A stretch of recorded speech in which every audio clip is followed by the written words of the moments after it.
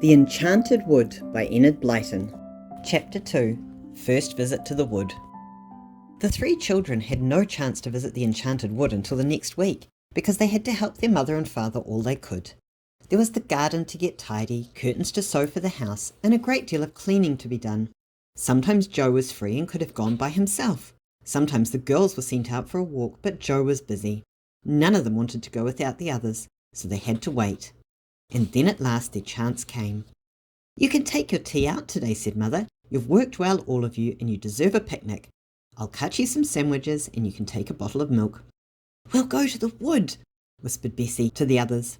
And with excited faces and beating hearts they helped their mother to pack their tea into a big basket. They set off. There was a small gate at the bottom of their back garden that led into the overgrown lane running by the wood. They unlatched the gate and stood in the lane. They could see the trees in the wood and hear them talking their strange tree talk. "Wisha, wisha, wisha, wisha." "I feel as if there are adventures about," said Joe. "Come on, over the ditch we go, and into the enchanted wood." One by one the children jumped over the narrow ditch. They stood beneath the trees and peered about. Small freckles of sunshine lay here and there on the ground, but not very many, for the trees were so thick. It was dim and green there, and a small bird nearby sang a queer little song over and over again. "It really is magic," said Fanny suddenly. "I can feel magic about somewhere. Can't you, Bessie? Can't you, Joe?" "Yes," said the others, and their eyes shone with excitement. "Come on." They went down a little green path that looked as if it had been made for rabbits. It was so small and narrow. "Don't let's go too far," said Joe. "We'd better wait till we know the paths a bit better before we go deep into the wood. Look about for a good place to sit down and have our sandwiches, girls." "I can see some wild strawberries," cried Bessie, and she knelt down and pressed back some pretty leaves, showing the others deep red strawberries below. "Let's pick some and have them for tea too," said Fanny. So they picked hard and soon had enough to make a fine meal. "Let's sit down under that old oak tree over there," said Joe. "It's all soft moss beneath. It'll be like sitting on green velvet cushions."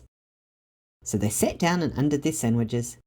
Soon they were munching away happily, listening to the dark green leaves overhead saying "wisha wisha" all the time. And it was while they were in the middle of their tea that they saw a very peculiar thing. Fanny noticed it first. Not far off was a clear piece of soft grass. As Fanny looked at it, she noticed bumps appearing on it. She stared in surprise. The bumps grew. The earth rose up and broke in about 6 places. "Look," said Fanny in a low voice, pointing at the piece of grass. "What's happening over there?" All three watched in silence, and then they saw what it was. 6 big toadstools were growing quickly up from the ground, pushing their way through and rising up steadily. "I've never seen that before," said Joe in astonishment. "Shh," said Bessie. "Don't make a noise. I can hear footsteps." The others listened. Sure enough, they heard the sound of pattering feet in little high voices. "Let's get quickly behind a bush," said Bessie suddenly. "Whoever it is that is coming will be frightened if they see us. There's magic happening here and we want to see it." They scrambled up and crept quietly behind a thick bush, taking their basket with them. They hid just in time, for even as Bessie settled down and parted the leaves of the bush to peep through, there came a troop of small men with long beards almost reaching to the ground. "Brownies!" whispered Joe. The brownies went to the toadstools and sat down on them. They were holding a meeting. One of them had a bag with him which he put down behind his toadstool. The children could not hear what was being said, but they heard the sound of the chattering voices and caught 1 or 2 words. Suddenly, Joe nudged Bessie and Fanny. He had seen something else. The girls saw it too. An ugly gnome-like fellow was creeping up silently behind the meeting on the toadstools. None of the brownies saw him or heard him. "He's after that bag," whispered Joe.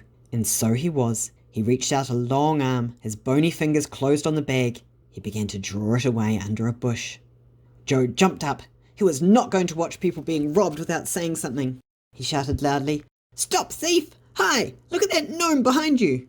In a fright, the brownies all leapt up. The gnome jumped to his feet and sped off with the bag. The brownies stared after him in dismay, not one of them following. The robber ran towards the children's bush. He didn't know they were there. As quick as lightning, Joe put out his foot and tripped up the running gnome. Down he went. Crash! The bag flew from his hand, and Bessie picked it up and threw it to the astonished brownies, who were still standing by the toadstools. Joe tried to grab the gnome, but he was up and off like a bird. The children tore after him. In between the trees they went, dodging here and there, and at last they saw the gnome leap up to the low branches of a great tree and pull himself into the leaves. The children sank down at the bottom out of breath. "We've got him now," said Joe. "He can't get down without being caught." Here are the brownies coming, said Bessie, wiping her hot forehead. The little bearded men ran up and bowed. You are very good to us, said the biggest one. Thank you for saving our bag. We have valuable papers in there. We've got the gnome for you too, said Joe as he pointed up to the tree. He went up there. If you surround the tree and wait, you'll be able to catch him as he comes down. But the brownies would not come too near the tree. They looked half frightened of it.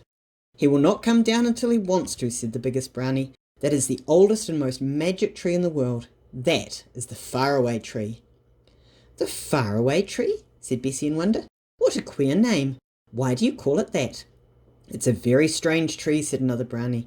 Its top reaches the faraway places in a way we don't understand. Sometimes its top branches may be in Witchland, sometimes in lovely countries, sometimes in peculiar places that no one has ever heard of. We never climb it because we never know what might be at the top. How very strange, said the children. The gnome has got into whatever place there is at the top of the tree today, said the biggest brownie. He may live there for months and never come down again. It's no good waiting for him, and it's certainly no good going after him. His name is Creepy, because he is forever creeping about quietly. The children looked up into the broad leafy boughs of the tree. They felt tremendously excited. The faraway tree in the Enchanted Wood. Oh, what magic there seemed to be in the names. If only we could climb up, said Joe longingly.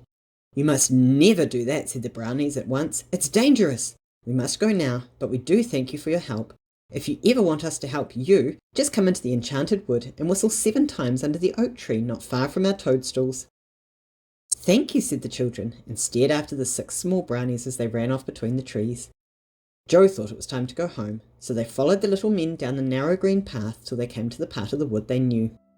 They picked up their basket and went home, all of them thinking the same thought. We must go up the faraway tree and see what is at the top.